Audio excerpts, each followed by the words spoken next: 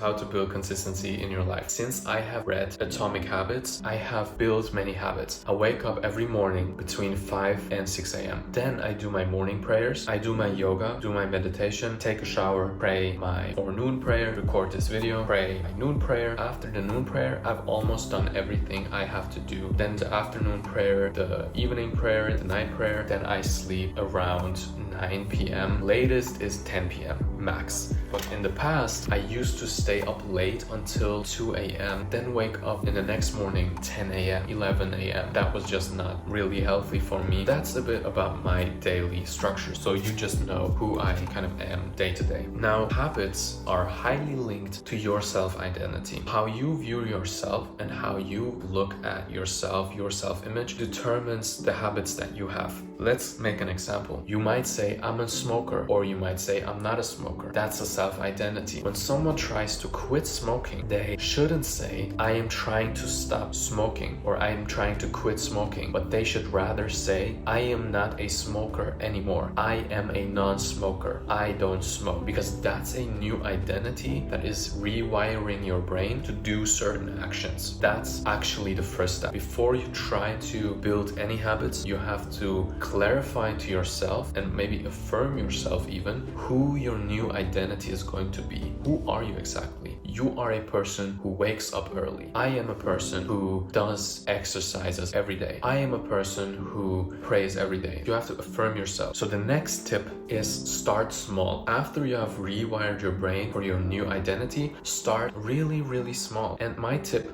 choose what you love. My first habit was morning prayer. So I didn't push myself to wake up early. I could never imagine this, by the way. I didn't push myself at all. I just said, hey, when I wake up 10 a.m., 11 a.m., whenever, I will pray my morning prayers. That's so simple. Like, that's easy. Like, it should be easy. It should be something you love. It shouldn't be a big effort to you. And you should link it to a clear action. After I wake up, I do my morning prayers. Is good. What isn't good is saying, I will pray once a day. When are you going to pray? Like when? Or when are you going to exercise? Are you going to exercise after you finish work? Are you going to exercise in the morning? Are you going to exercise at noon? Like, you have to clarify exactly after what specific task.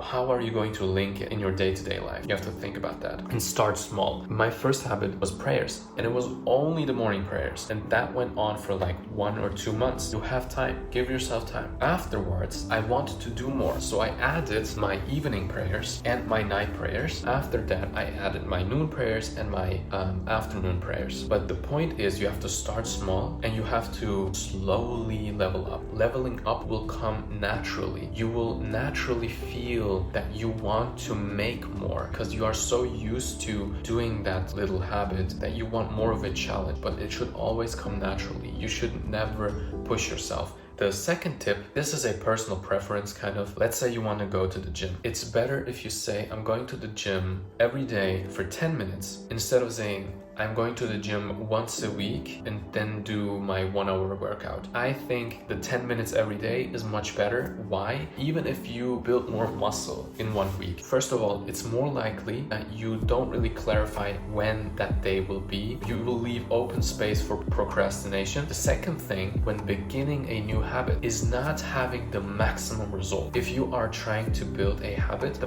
point of building the habit, so you just get used to doing the habit. You have to maximize how often you are performing that habit. That's a very important tip. When I started, established the 5 prayers, I said, okay, I need a new habit. Then I started to exercise. The first time I exercised, did it with like push-ups and I did it with weightlifting, stuff like that. And then I realized I don't really enjoy this. I didn't enjoy weightlifting. Then I came up with the idea of doing yoga instead. As it turns out, yoga is much, much better for me. You wouldn't watch a bad Netflix show. It's not your taste. You have to choose a different show. So choose something, no matter it's exercising, no matter what it is. Try to suit with you. This whole habit building stuff is more about learning how to work with yourself and trying to negotiate with yourself and trying to make yourself happy with the habit that you are building. It's about self-love, not about self-hatred. When I started to do yoga, that was probably my hardest habit to build. I started with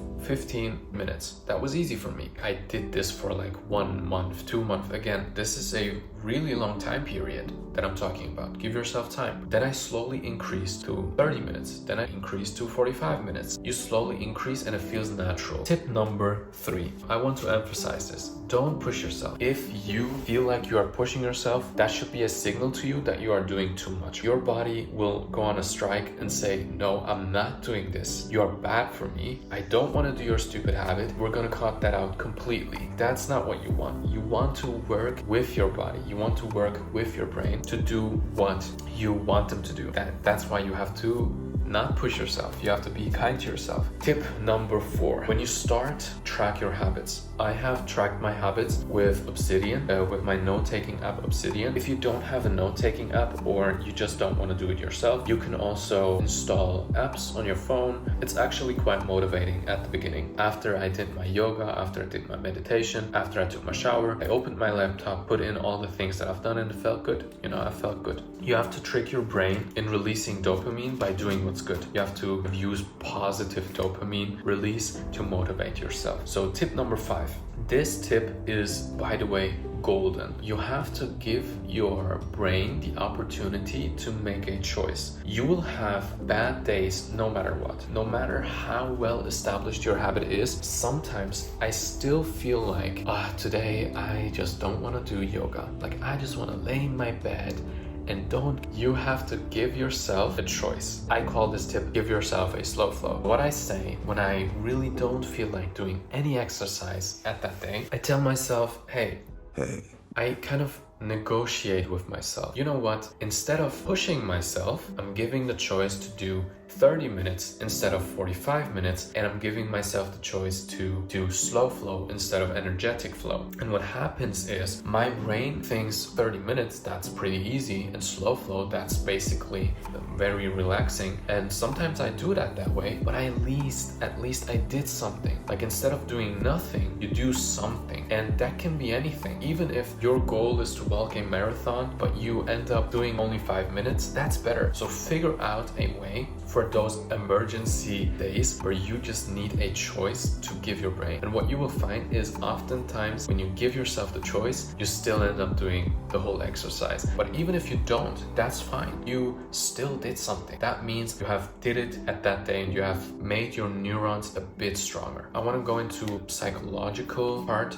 The point why it's so hard to build habits is because you are actually not a single person or a single identity living inside your body. You have multiple neural pathways and almost identities that try to build that habit. You don't build a habit once. Sometimes you wake up and you feel completely different. You feel like you want to behave totally different. You listen to completely different music. You want to do just something else. This is a different neurological pathway being activated at that day, and we have to find a way to work with that. Building habits is about working with yourself, negotiating with yourself, not against yourself. So when you wake up and have such a bad day and you don't want to do it, like I said, do a slow flow, give yourself less of that what you usually do only 5 minutes, only 10 minutes, do something really easy, but just do something. And you will find if you do that, you will have trained the part inside of you that doesn't want to do this habit the most, and that's huge. Usually when you have a bad habit, sometimes you really don't feel like doing it, but it has become such a habit to do so, you do it anyways and you don't know why. You eat chocolate, but you're like, well, that is not fulfilling. I don't want to eat chocolate, but you still do. That's the same principle, just with good habits. Even if you don't feel like it sometimes, and you do just a little, not the 45 minutes, not the 30 minutes, even 5 or 10 minutes, even if you do this, you will find neurological pathways rewiring almost and building a new identity. Again, this is a very long process. It will take you months and months to come to this point, at least half a year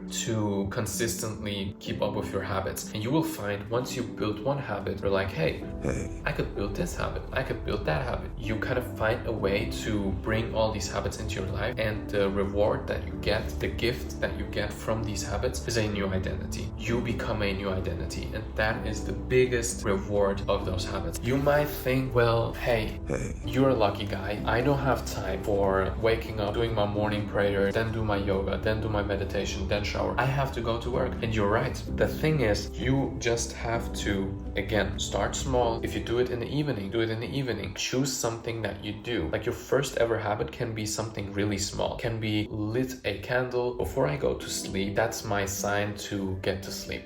That can be as simple as that. So you are training your brain to do a habit. Even if it's so easy, slowly you will say, okay, I've done this habit. I'm now implementing this habit, that habit, and you are doing it in a way where it fits with your daily routine. And again, don't push yourself. Don't be hard on yourself. Do not say, after I come home from work, I have to do an hour workout exercise every day. It's not effective. It's okay. You are tired. Like, you have to work with yourself, not against yourself. And you will find if you do it that way, you will have much more energy with time goes on, and your body won't fight against you because it will feel that you actually care about yourself and you care about your needs. It's actually building a relationship with yourself, basically. That's all the tips. If you still feel like, hey, I have to get more insight about building habits, I strongly recommend you to read this book. This book, Atomic Habits, is the reason why I have all this knowledge and I really deeply understand how to build habits. This book is the reason why I started to build habits. So if you are interested